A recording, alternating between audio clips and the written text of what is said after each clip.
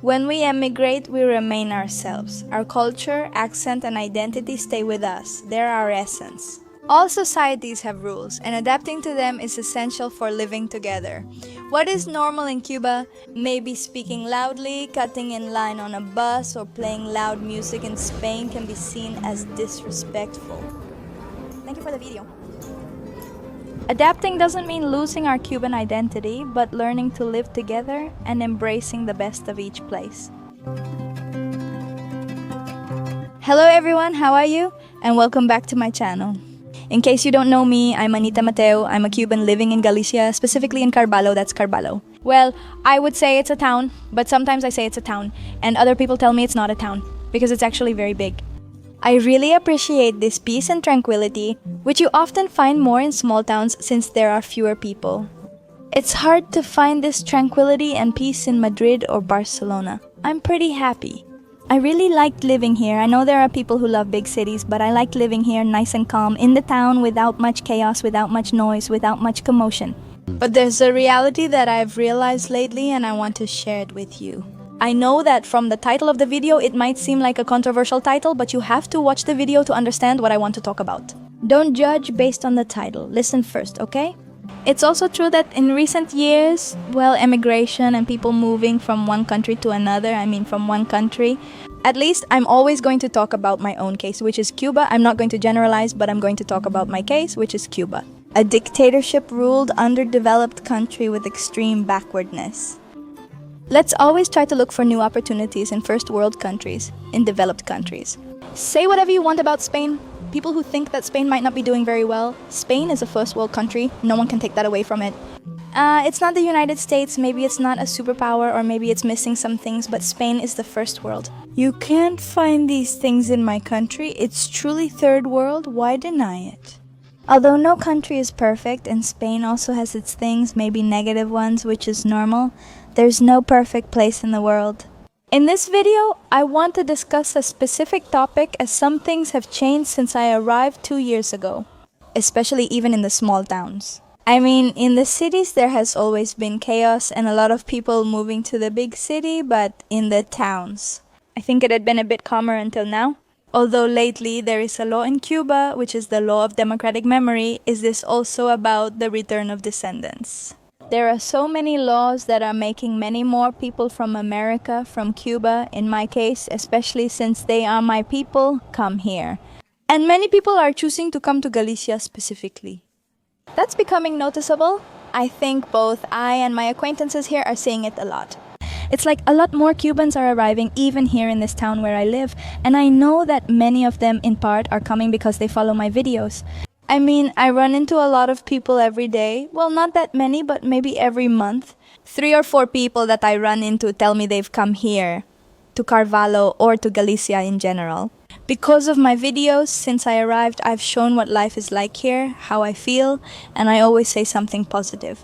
Many people are choosing this place too, since I've always said things like rent are cheaper in small towns. There's a lot of peace and high quality of life, things you won't find in a big city like Madrid. I'm not denying Spain's good quality of life, I think it's high everywhere there. But there are cities where it's very expensive to live, where you can't live alone, not even in your dreams. You have to share apartments and expenses because you can't afford it alone. I couldn't live in a big city and pay for an apartment by myself either. It's impossible. With so many Cubans arriving, especially in Galicia, I want to use this video to stress how important it is for us to adapt. I know that we Cubans have a different idiosyncrasy, a different character. We have another personality. We have customs that are deeply rooted in us from many years ago. In this video, I want to discuss why I think you need to adapt if you come here. You shouldn't bring those customs that we bring from Cuba, because we are the ones coming here to a country that is opening its doors to us, that already has its own customs and its own way of life, its own people. And you have to adapt, not just come here with the same customs. Not all customs are bad. But maybe there are some things that we Cubans do that are maybe frowned upon here or just aren't accepted. It's not the norm. And it's quite a big culture shock for us to come here and have to change, but I think it's the right thing to do. Honestly, there's something that's very true. In Latin America, we tend to be more outgoing, make a lot more noise, and be much louder. For example, playing music really loud in our homes, or talking very loudly in the street, or customs, little things that are deeply rooted in us. But in these countries, since I arrived, for example, I learned that it's not so well regarded here. Shouting or playing music too loud or making a lot of noise in your apartment and bothering the neighbors. In Cuba, it's something that's pretty normal for us, and people do it and don't care. Since arriving, I tried to change. For example, I've never been the loudest one, but I do have family members, and at my house it used to get pretty noisy. Sometimes, while cleaning, I played music loudly. And since I got here, the first thing they did was explain to me a little about the rules of society here, because sometimes we arrive without knowing how to behave. They basically drop us into civilization even though we come from a very different society. Sometimes we keep doing things. I'm not saying it's wrong. Nothing is truly right or wrong. They're just countries with customs, different customs. That's all it is, where people behave in different ways. When I arrived, I had to adjust to the rules since it's a different country. I'm the foreigner. I'm the one who's from outside. I have to adapt. And one of those things is not playing music super loud, not making a lot of noise. Causing a scene is really frowned upon here. For example, I was at home the other day. And that's exactly why I'm making this video, because I'm realizing that maybe some Cubans come here and don't adapt. And the customs and rules here, which is not what this video is about. I don't mean you're wrong, and I don't want you to misunderstand. I just want to do it the same way. They advised me when I arrived, so I'm sharing this advice for newcomers to help them adapt, okay? The purpose of this video isn't to offend anyone, but the other day I was at home, very calm, with the characteristic silence of my street, which is very quiet, very peaceful. Suddenly I hear Cuban music blasting, really, really loud. Clip, because I would show you where I live, and we don't want that either because we have to maintain privacy. But I'll play you an audio anyway. Let's play an audio. This was the level in a house far from mine. But listen to the song. You could hear it super loud all over the block, really loud, really loud. And I said, was it Cuban music? The typical Cuban music? And they said, it can't be, it's just that they're people from Cuba and they have the music really loud. They played just 3 or 4 songs before stopping the music. Maybe they realized something. Very typical Cuban apartments, but here they're not very well regarded. I mean, no, it's not nice for you to come and make that kind of scene either. You could hear it down the street, and people here don't see that as good. Ultimately, the people here have lived here all their lives. We have to adapt. Actually, the title of this video should be, We Have to Adapt. And by that, I mean a lot of daily life activities. Also going to the supermarket, for example. In Cuba, shortages are so common that when something becomes available, we buy it in bulk. For example, if eggs appeared, we would buy as many as possible. When I got to Spain, I did the same thing, buying food in huge amounts. Then I wondered why I was doing it. I realized things might go wrong, but in the end, you'd still find food at the supermarket. So I decided to buy little by little. It was something that was hard for me to adapt to in my mind, going to the supermarket to buy only what I need and not hoard. You know, I spent many years in Cuba just surviving, and that's how all Cubans live. When available, buy and store in bulk. If oil shows up, buy as much as you can and store it because it's going to run out. But here in Spain, it won't run out. And that's also something that really surprises us Cubans. This is a reminder for Cubans, Latinos, or anyone who just arrived. Take it easy. Here, life is lived more calmly. Here, your basic needs are covered. There are other kinds of problems, other kinds of things, but at least the problem of having food in the supermarket and worrying that it will run out doesn't exist. Because luckily there is food, and that's something I'm really grateful for. Well, I made plans with a friend, a Galician friend, and we're going to have breakfast together, and that's something I love. Breakfast here in Galicia, the luxury of going out and having breakfast and having whatever you like and having something delicious. So come with me, let's go together. One of the things I've set out to do this year in my life here in Carvalho, in the village of Galicia, is to find myself a Galician teacher. Learning Galician, this time I want to take the test here. There's a test called the Selga test, right? Do I have to take that test this time? And I'm excited to keep learning Galician and connecting with people in Galicia. Today I arranged to meet a girl here who will teach me. She studies philology and I met her by chance at the gym. She speaks Galician fluently and all the time. In fact, she's the only person I've met here who I can speak to in Spanish, and she always answers me in Galician. People usually... Oh, the toast just arrived. Look at how big it is. Do you know how much it costs? Super cheap. I mean, in Coruña, in the city, you won't find this. Here in the villages, breakfasts are incredibly cheaper. Life in general is much cheaper here. As she said, she's the only one who replies to me in Galician because I ask her to. Because generally, people from Galicia here in Carvalho speak a lot of Galician. Everyone speaks it, but they always answer you in Spanish. Don't Galician people want to speak to you in Galician since you're not Galician? Because they feel it's strange for them. But my friend Maria does speak to me in Galician. Here she is. I met Maria at the gym. She's from Carvalho. Have you always lived here in Carvalho? Yes, my whole life, except for 4 years studying for my degree in Santiago and then my master's in Coruña.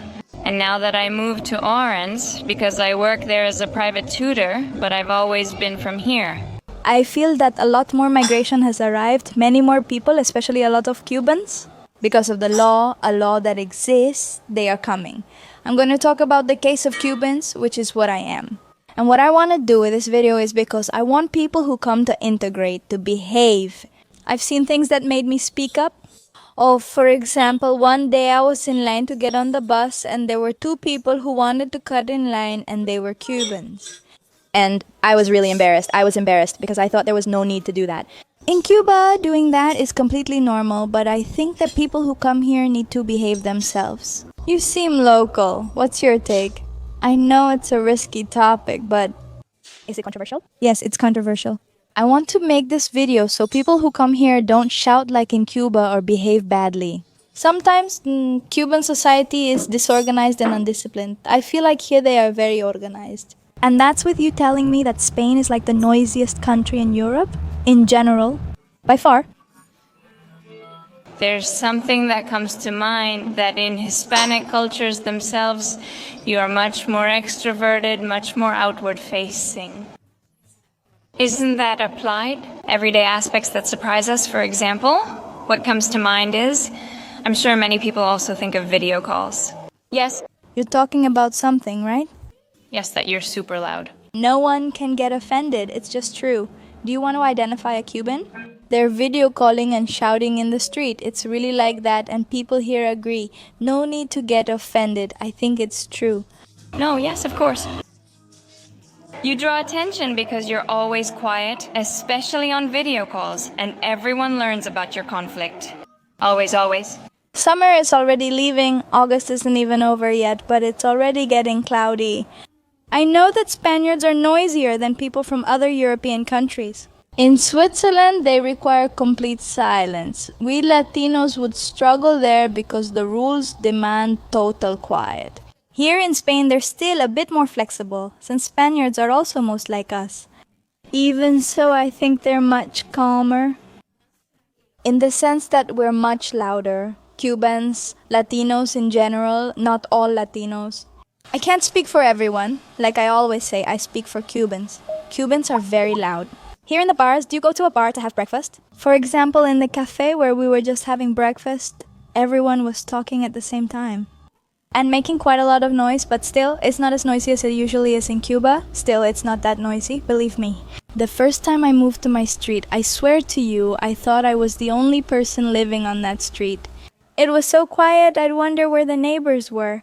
I rarely saw them, and when I did, they'd just get in their car and leave.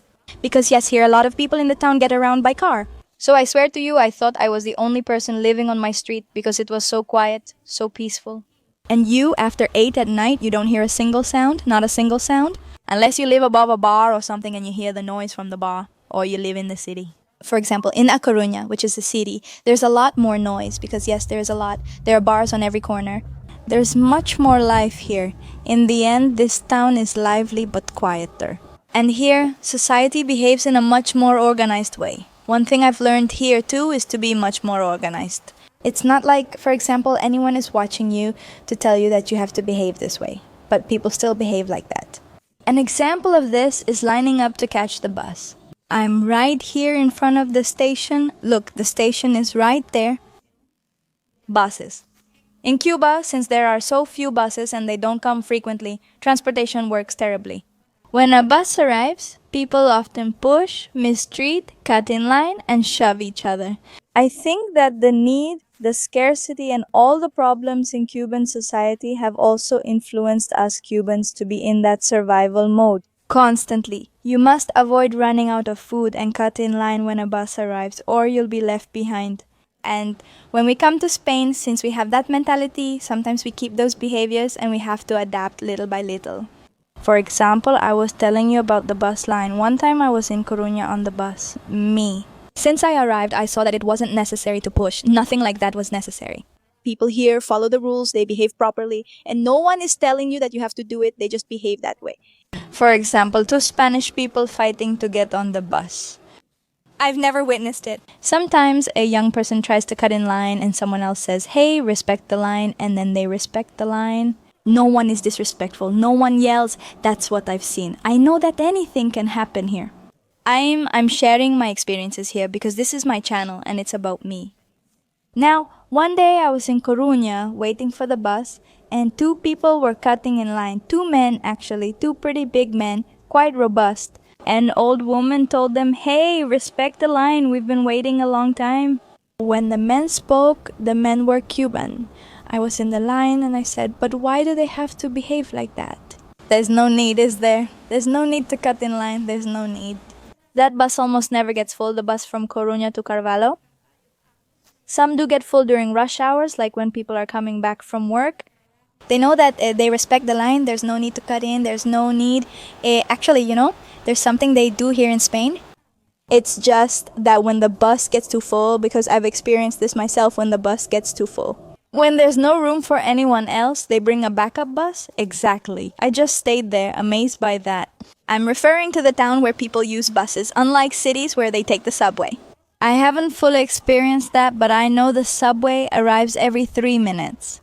If you miss one, don't worry. Another one will come. We always have to deal with and adapt to these things whenever we come, and honestly, there are even more. And I want you to take this video, I'm saying it and I'll say it again, so that no one feels offended. Take it as a guide. Like that same friend who's telling you, when you migrate, how you should do things so that things go as well as possible for you and so you can integrate into society as best as possible. I did that too. When I arrived, I used to take over everything. Or maybe calling out to someone by shouting in the street, or saying to a waiter, "Hey waiter, here, be careful with that." They corrected me, saying, "No, don't do that." People dislike being called over with, "Hey, come here." No, wait for the waiter to come to you in his own time, or make eye contact with him, and he'll know he needs to come and help you. And those are things that I also felt embarrassed about. But then I started adapting and I saw how things work here, which is quite different. It's not our kind of craziness. Can you see me ever saying, "Hey kid, listen to me"? Many people do that when they arrive, since in Cuba you have to yell to get people's attention. Honestly, that's not well regarded here. And well, I hope you liked this video, that it was informative and interesting. As always, that's what I try to bring you on this channel. Well, my contribution is just a small grain of sand to migrants, to society, from my own experiences, to help you. So that's it, I send you a little kiss. Don't forget to subscribe, it's really important to subscribe. Give this video a like. We're getting to 500,000 followers already. I'm super excited about this, it really makes me so happy. 500,000, who would have thought after years on social media? This job takes a lot of effort. I mean, it's not easy at all. Staying consistent, always wanting to be recording, always having fresh ideas. Yeah, this job is hard. Maybe it doesn't involve a lot of physical exhaustion, but it definitely involves mental exhaustion. Consistency, discipline, dedication. It's a different kind of effort, but no effort is less valid than another. I invite you all to subscribe. I'll say it again, see you next Sunday with a new video. Sending you all a big kiss. Thank you for listening to me up to this point. Thank you for being here. I love you all so much. Bye, bye, bye.